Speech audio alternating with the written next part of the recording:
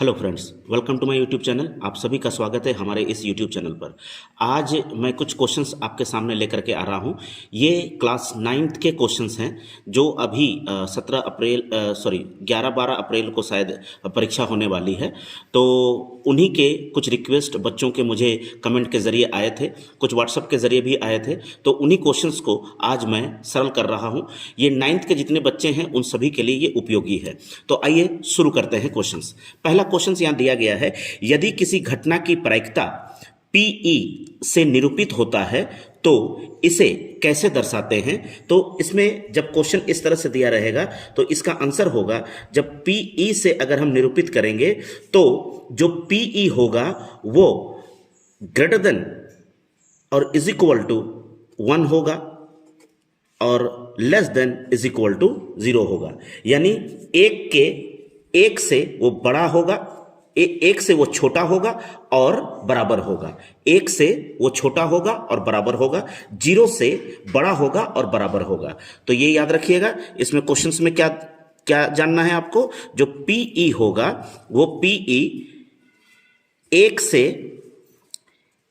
से छोटा होगा या बराबर होगा और 0 से बड़ा होगा और बराबर होगा। यानी पीई यहां से ग्रेटर देन 0 होगा, greater than or is equal to 0 होगा और less than is equal to 1 होगा। ये याद रखिएगा। ये हो गया आपका आंसर। तो ये ऑप्शन जहां पर रहेगा उसको आप मार दीजिएगा, ये आपका आंसर हो गया।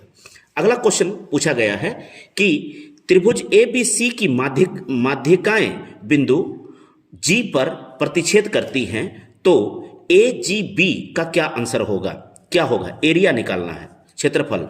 तो आप याद रखिएगा कि अगर त्रिभुज को ABC अगर हम दिए और यहां पर कोई केंद्र बिंदु, माध्यिका बिंदु अगर हम G दे रहे हैं और इसको हम सब तरफ से मिला देंगे तो यहां 3 पार्ट में बट रहा है।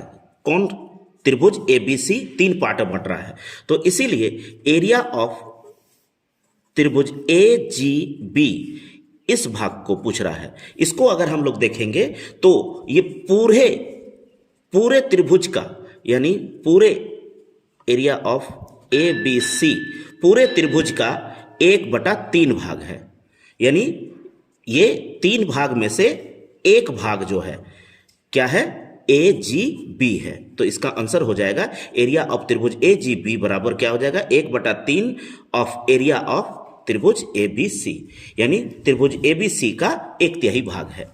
अगला क्वेश्चन पूछा गया है आपका, आकृति में POQ एक सरल रेखा है, POQ एक सरल रेखा है, एक रेखा दिया गया है। तो यहां पर ABC दिया हुआ है, यहां पर POQ होना चाहिए था। क्वेश्चंस के आधार पर POQ इस तरह से देना चाहिए था या POQ ऐसा देना चाहिए था। तो खैर कोई ये फर्क नहीं पड़ता है। इसमें हमको y का मान निकालने के लिए कहा है। तो y का मान निकालने के लिए तो यहां जो दिया हुआ है इसको ध्यान से देखिएगा कि ये कोण का वैल्यू 2y दिया है, इस कोण का वैल्यू y दिया है और इसका वैल्यू कुछ नहीं दिया है, लेकिन इस तरह से कर दिया है। इस तरह का मतलब ही होता है 90 डिग्री। तो हम तीनों को अगर हम जोड़ते हैं 2y plus y plus 90 degree, तो तीनों मिलाकर के 180 डिग्री बनेगा। क्यों 180 डिग्री बनेगा? क्योंकि सरल रेखा पर बना कोण 180 डिग्री का होता है। अब हम जोड़ेंगे इसको, y को जोड़ेंगे तो 3y हो जाएगा और 90 को उधर ले जाएंगे तो माइनस हो जाएगा। 180 से 90 माइनस करेंगे तो कितना हो जाएगा, 90 हो जाएगा और ये 3y हो गया। अब 3y के साथ 3 क्या है, गुना है y के साथ, तो y बराबर 90/3 हो जाएगा। तो 3 तिया 9 0 30 डिग्री y का वैल्यू होगा। तो आई होप आप सभी को क्लियर हो रहा होगा। अगला क्वेश्चन आपको पूछा गया है, P of x 2x + 5 है, इसका शून्य क्या होगा। तो शून्य कैसे निकालते हैं? शून्य निकालने के लिए आप शून्य दे दीजिए उसको। तो शून्य दे देंगे तो क्या होगा कि इसमें हम 2x बराबर 5 को उधर ले जाएंगे तो -5 हो जाएगा और फिर x को 2 से अलग करेंगे तो क्या हो जाएगा कि x इसके साथ गुना है, इधर आ जाएगा तो डिवाइड हो जाएगा, यानी बट्टा 2 हो जाएगा। तो x का वैल्यू शून्य क्या हो जाएगा, -5/2 होगा, ये याद रखिएगा। अगला क्वेश्चन, नेक्स्ट क्वेश्चन में आपको पूछ रहा है कि y² + 5y + 6 का गुणनखंड क्या होगा। तो ये द्विघात समीकरण में हम लोग तोड़ते हैं, 5y + 6 = 0। तो 6 को हम लोग क्या करते हैं, उसका गुणनखंड तोड़ते हैं। तो 2 × 6 होता है, और 3 और 2 को जोड़ेंगे तो बीच का भाग यानी 5 आता है। तो इसी आधार पर इसको हम लोग बनाएंगे, यानी y², इसको अगर हम करेंगे 3y - 2y, 3 और 2 5 हो गया, 5 हो गया, और माइनस का साइन माइनस उतर जाएगा, क्योंकि माइनस माइनस प्लस हो जाएगा, और यहां +6 = 0 होगा। अब इसको 2 अलग अलग भाग में इसको हम लोग तोड़ सकते हैं। तो यहां से इन दोनों में से y कॉमन हो जाएगा, तो हो जाएगा y - 3, और इन दोनों में से अगर -2 को कॉमन लेते हैं तो यहां भी अंदर y - 3 हो जाएगा, बराबर 0। तो 2 भाग में ये बट गया, एक आंसर आया आपका y - 3 और एक आपका आया y - 2। तो ये आपका आंसर हो गया। अगला क्वेश्चन आपको पूछा गया है, ये एक इंपॉर्टेंट क्वेश्चन है, ये बहुत बच्चे नहीं सक पा रहे हैं इसको। ये लगभग 3-4 लोगों के द्वारा मुझे ये क्वेश्चन पूछा गया है। एक समांतर चतुर्भुज का परिमाप 22 सेंटीमीटर है, इसकी बड़ी भुजा का माप 6.5 सेंटीमीटर है, तो छोटी भुजा का माप ज्ञात करें। तो ये क्वेश्चन बनाने के ये भी आसान क्वेश्चन है, आपको ज़्यादा डरने की आवश्यकता नहीं है, केवल आपको जानना है इसका फॉर्मूला।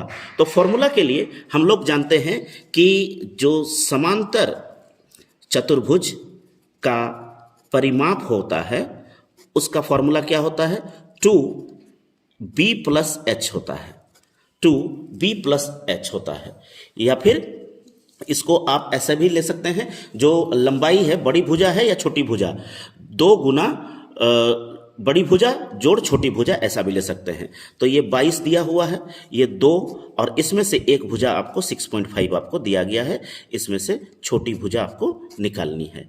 तब 2 से इसको गुना है, इधर आ जाएगा तो कट जाएगा, तो 11 हो जाएगा। 11 इधर हो गया, इधर 6.5 प्लस छोटी भुजा है, तो 6.5 से 11 माइनस कर देंगे तो छोटी भुजा का आंसर आ जाएगा। तो छोटी भुजा कितनी हो जाएगी, 11 - 6.5 यानी 4.5 जो है ये इसका आंसर हो जाएगा। नेक्स्ट क्वेश्चन पूछा गया है, x - y/5 - 10 = 0। इसको किस आधार पर तोड़ना है, ये आपको फॉर्मेट दिया है, इस आधार पर व्यक्त करना है। तो a b c का मान हमको निकालना है, काफी आसान है ये। तो x के आगे कुछ नहीं है, मतलब 1 है, माइनस y के साथ क्या है, तो 1/5 है, क्योंकि ये बट्टा में दिया गया है, -10 है, बराबर 0। तो यहां पर a का वैल्यू, यहां देखिए x के साथ a जुड़ा है, तो a का वैल्यू क्या है, 1 है। b का वैल्यू क्या है, 1/5 है, लेकिन माइनस लेना जरूरी है अगर वो माइनस में है तो। और c का वैल्यू क्या है, -10 है। तो ये हो गया आपका आंसर, काफी आसान है। अगला और लास्ट क्वेश्चन, और इसी के साथ साथ हम लोग कंटिन्यू भी करेंगे आगे, अगर कोई क्वेश्चंस और भी आते हैं तो। यहां पर क्वेश्चन पूछा गया है, यदि बिंदु 3, 4 में समीकरण दिया हुआ है, 3 समीकरण जो है उसको लिख देते हैं, 3y ax + 7।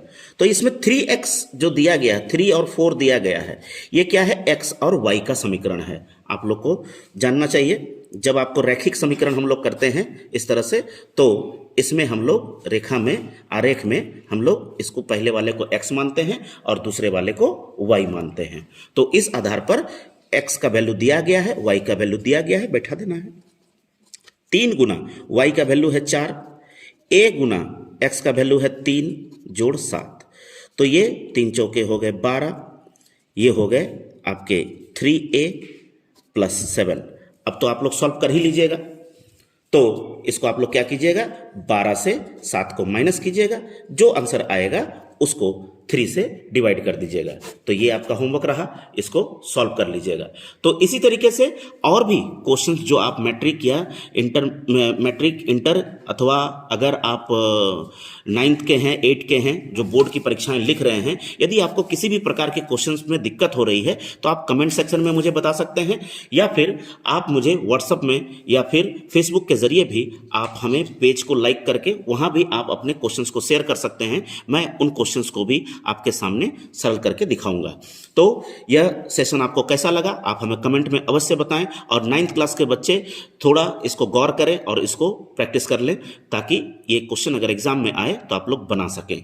तो आज के लिए इतना ही। आप सभी से एक ही रिक्वेस्ट है, हमारे चैनल को लाइक करें, सब्सक्राइब करें, शेयर करें, और इसी तरह से अपना प्यार और आशीर्वाद हमें देते रहें। आज के लिए इतना ही। बहुत बहुत धन्यवाद।